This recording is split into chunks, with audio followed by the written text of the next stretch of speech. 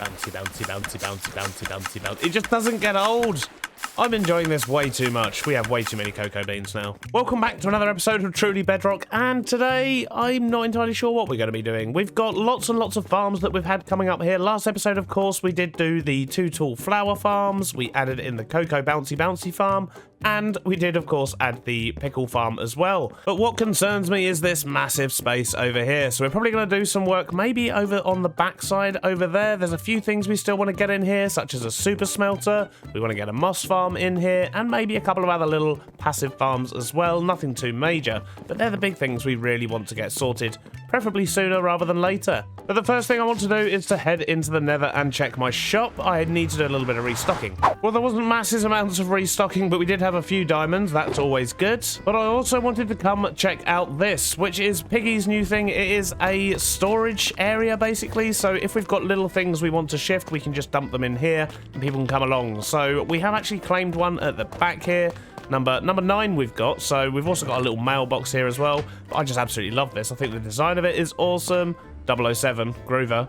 Why am I not surprised? Piggy and Jesse have also claimed some, and over here we've also got items needed so people can request stuff. We've got services needed, services provided. So it's just a cool little place to come and sell some things, get some services and so on. And I just love the design of it. The storage unit he's got going on, new store, brilliant. The storage unit feel he has going on here is actually really nice. And there's also a new honey shop as well, which is awesome. That's really nice, Sap. Good job. And before we head back to the caves, there's something else I want to check out as well, speaking of shops. So over here at, oh my days, what in the world? Okay, this place is looking really cool.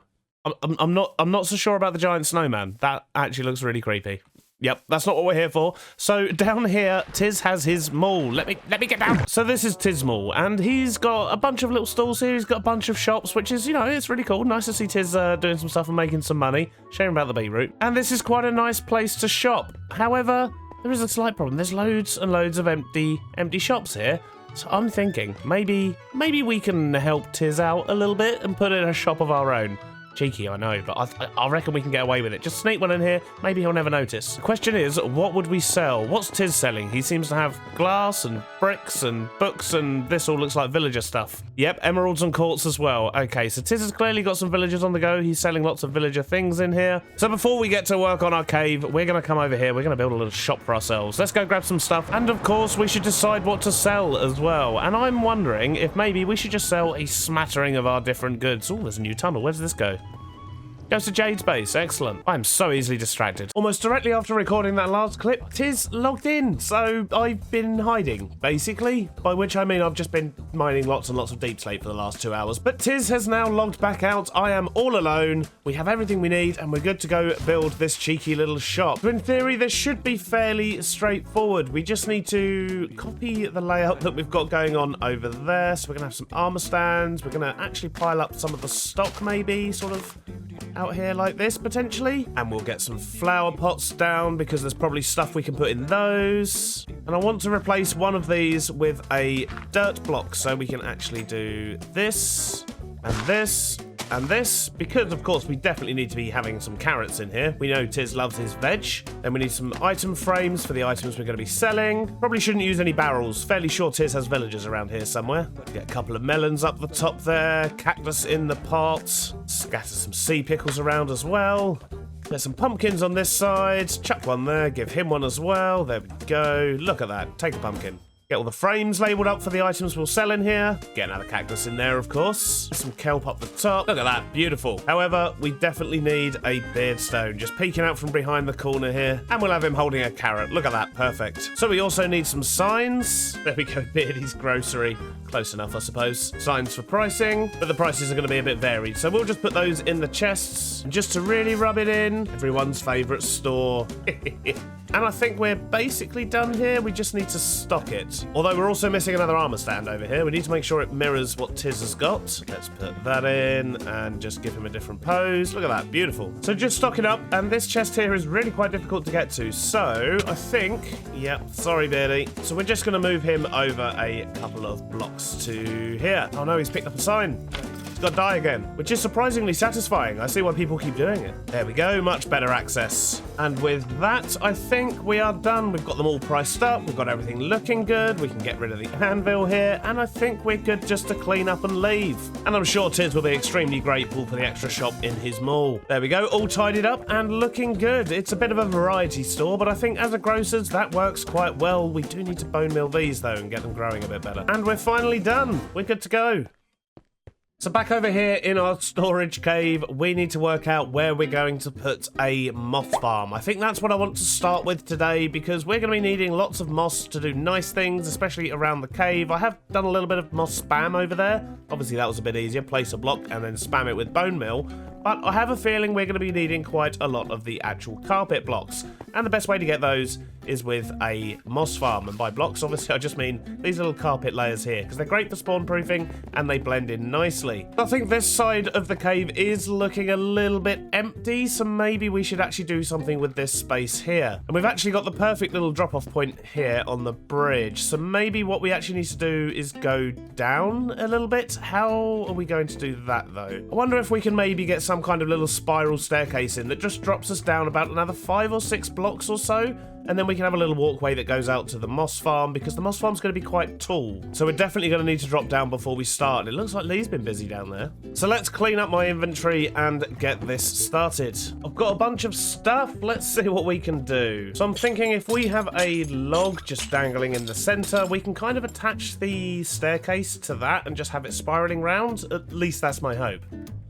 Ah, this is a problem. Maybe we could just put in a wooden beam around here somewhere.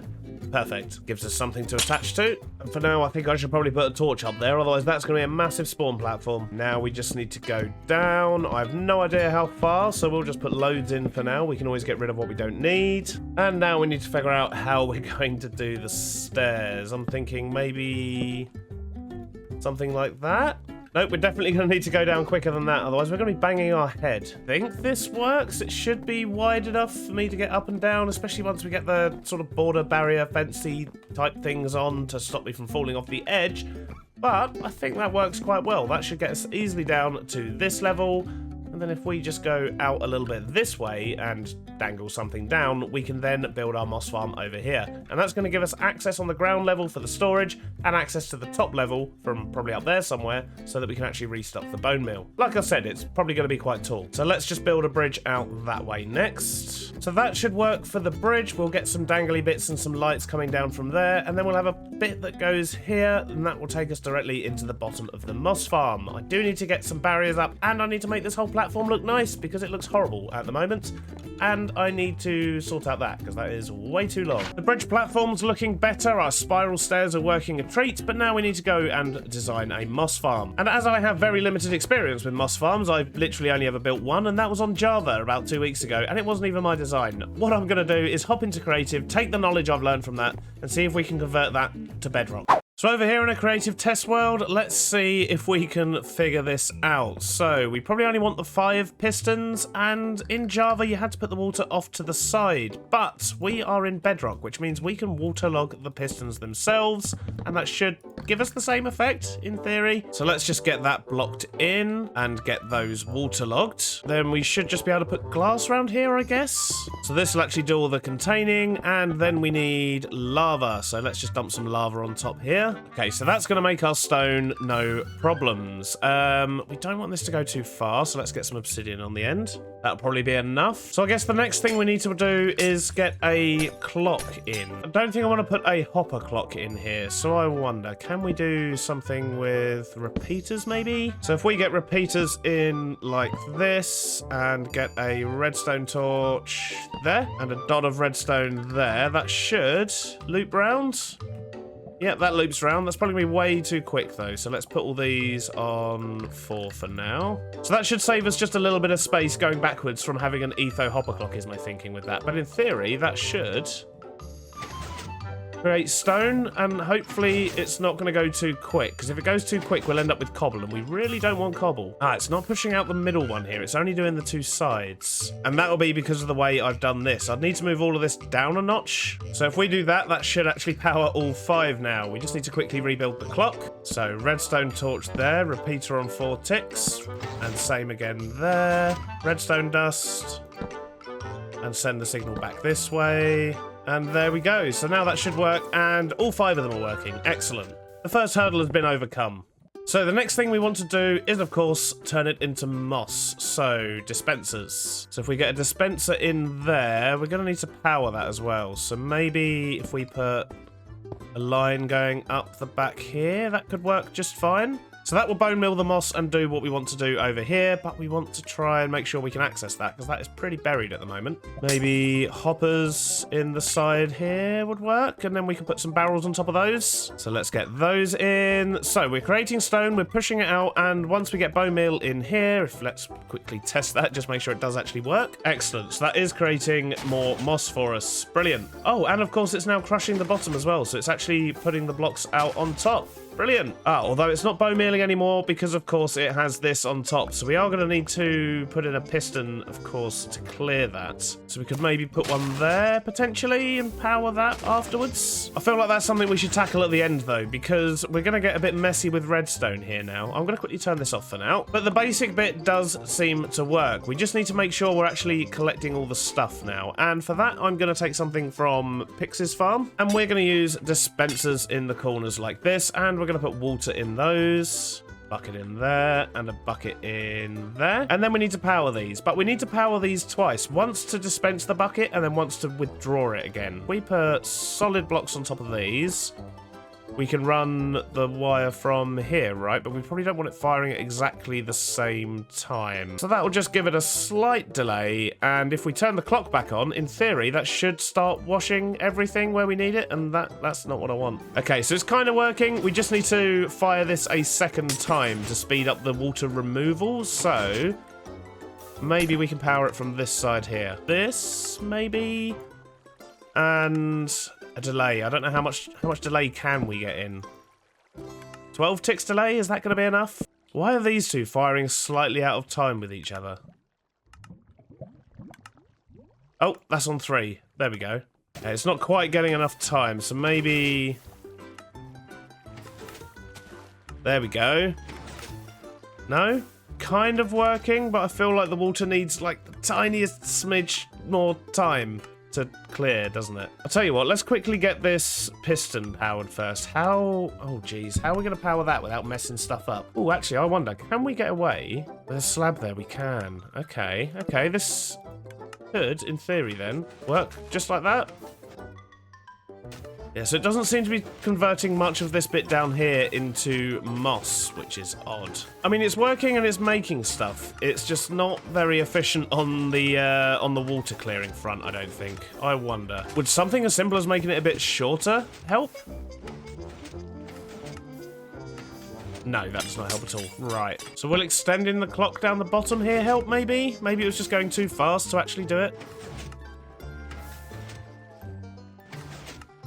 I mean, that's definitely producing a lot more now, isn't it? So it's slower, but probably more productive, and we're definitely going to need another row of glass here. This is quite messy. Well, the slightly slower version is definitely working, and then all we're going to need to do, if I can find the right block, will be under here. So this, I think, is where everything is, yep. So under here, if we were to put a hopper minecart just collecting on this last row going backwards and forwards, we could then put storage down below. And that should work fine, and doesn't that look pretty? Although at this stage, a hopper clock would probably be a lot smaller, wouldn't it? But it works!